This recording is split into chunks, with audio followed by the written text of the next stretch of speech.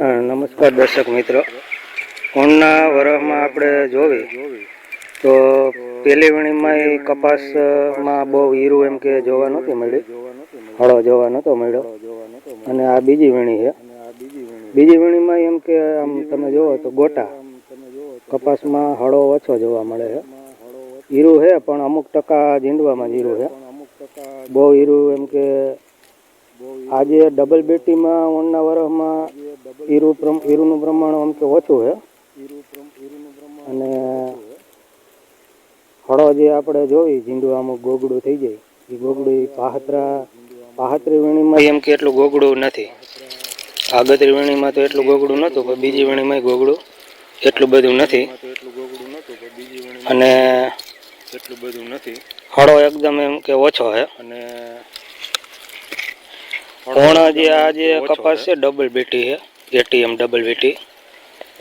એટલે એમાં ઓણના વરસમાં બહુ સડો એમ કે જોવા નથી મળ્યો, હીરું બહુ જોવા નથી મળ્યું. અને સડો એમ કે જોવા નથી મળ્યો, હીરું બહુ જોવા નથી મળ્યું. અને આ મીણવામાં તમને એમ કે હુતેર આવી ગોટા કપા અને થોડોક ઉતારો એમ કે સારો આવ્યો છે.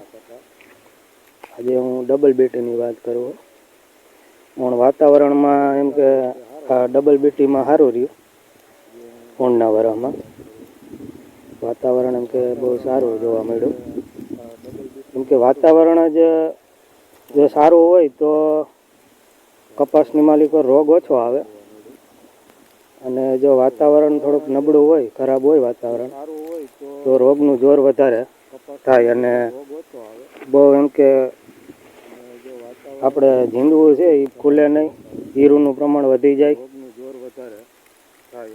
અને ઉત્પાદન પૂરું આવે નહીં. આપણે ઝીંડવું છે એ ખુલે નહીં, હીરુંનું પ્રમાણ વધી જાય અને ઉત્પાદન પૂરું આવે નહીં. એટલે ઓણ હીરો એમ કે દેખાણી પણ બહુ ઓછા પ્રમાણમાં હતી. આ ડબલ બેટીની હું વાત કરું તમને.